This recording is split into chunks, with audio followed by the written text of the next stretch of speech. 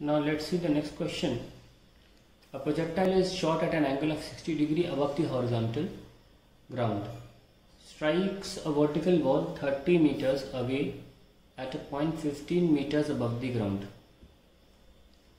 Find the speed with which the projectile was launched and the speed with which it strikes the wall. Now let's see, the projectiles were launched like this at an angle 60 degree with the ground. Use speed as key. Strikes the wall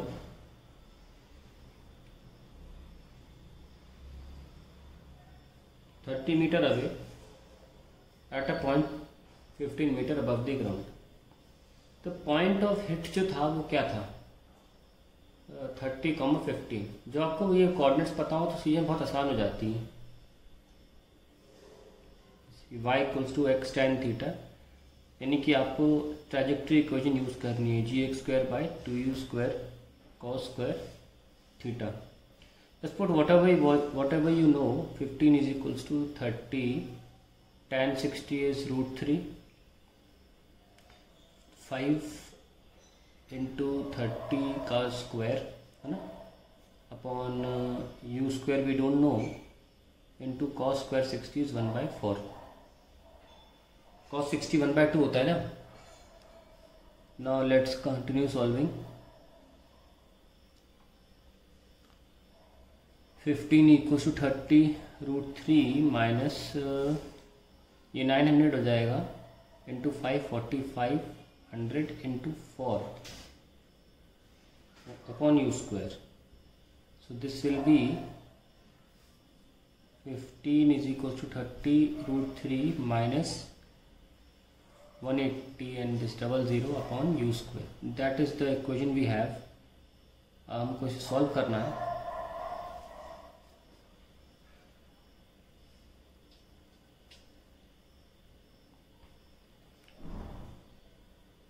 u² = 30 √3 u² minus 18,000. Okay, so 18,000 वहाँ भेज दो, is 30 √3 minus 15 का u². So u² will be 18,000 upon 30 √3 minus 15. आगे देखते हैं. u² u will be u² को solve करते हैं. 15 कॉमन ले लें.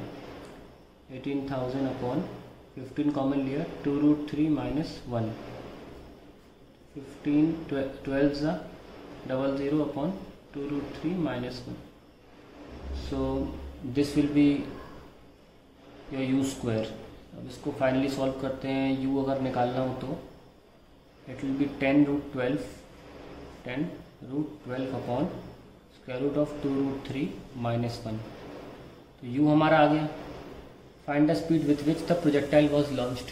तो हमने वो स्पीड निकाल. थोड़ी टफ लग रही होगी कैलकुलेशन में, है भी, आई एग्री, पर इसको चाहे थोड़ा सा सॉल्व कर सकते हैं हम.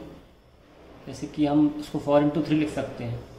12 को 4 into 3 लिखेंगे तो 2 बाहर आ जाएगा. जब से कैलकुलेशन है, आप ऐसे भी एग्जाम में छोड़ सकते हैं. तो 4 का 2 बाहर आ गया 20 √3. उसको पूरा सॉल्व करने की कोशिश करो. 2 √3 कितना होता है? 2 into 1.732 माइनस 1, यानी कि 3464 minus 1, 2.464. 2.464 लिखा है इस रूट के अंदर. इसका स्क्वायर रूट अंदाजन सोचो कितना होगा भाई. 2.4 है ना. 2.25 15 का होता है. 2.25 जो होता है 1.5 का होता है, तो 1 और 1.6 का होगा 2.56. तो 1.55 अप्रॉक्स ले सकते हैं ना टोटल सॉल्व करके. ये अप्रॉक्सीमेशन आना चाहिए आपको. तो अंदर तो लिख लेते हैं 2.464 और फाइनली आ जाएगा 20 √3 अपॉन 1.55. ठीक है, इसको भी हम सॉल्व कर लें अगर, तो ये 1.5 ले लें तो अप्रॉक्सीमेटली आ जाएगा 40/3 है ना.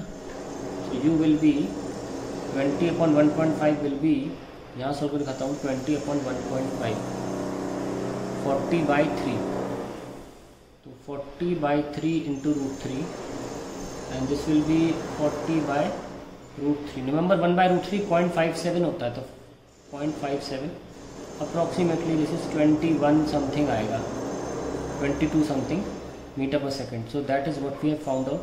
आप इस पर भी छोड़ सकते हैं, ऐसा नहीं है, मना नहीं कर रहा है इस पर छोड़ने को, इस पर छोड़ सकते हैं। नाउ स्टूडेंट्स, अब हमें वेलोसिटी भी निकालनी है इस पॉइंट पे।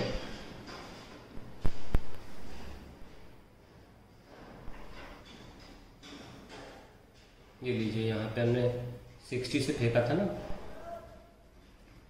तो हमें यहाँ पर क्या वेलोसिटी होगी ये निकालना पड़ेगा। सबसे पहले तो हम जानते हैं कि ये ऊपर की वेलोसिटी वर्टिकल कंपोनेंट और ये हॉरिजॉन्टल कंपोनेंट।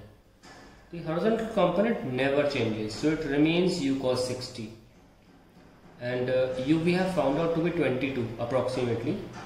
Cos 60 होता है 1/2, तो यह जाएगा 11 मीटर पर सेकेंड। अब बारी आती है हमारी ये वाली वेलोसिटी जो y डायरेक्शन में है, vy will be uy minus gt। तो uy तो u sin 60 हुआ -10 into time t।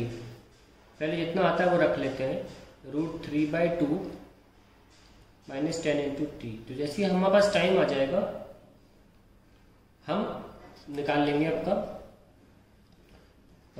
We by velocity. तो टाइम कैसे निकाल सकते हैं हम, ये जो पूरा डिस्टेंस ट्रैवल्ड है x, इसको सॉल्व कर सकते हैं कैसे, u cos theta into time. ये डिस्टेंस 30 दे रखा था, ये 22 आया है कैलकुलेट होके, ये cos 60 है और ये टाइम है। तो 30/22 इंटू 1/2 इज टाइम। ये 11 हो गया, तो टाइम आ गया 30/11। इसको ऐसे ही रख देते हैं, V Y will be 11 √3 minus 10 into 30/11। Approximation ले लेंगे, ऑलमोस्ट इसे 10 मान लेंगे और 30 रहेगा, तो 11 √3 माइनस अप्रोक्सीमेटली ये 30 ही आएगा। बहुत कम फर्क होगा इसमें, सॉल्व भी करोगे तो 0.99 करीब आएगा ये, 0.9 एंड देन वी हैव 1.9 करीब, चलो 27 ले लेते हैं। So we have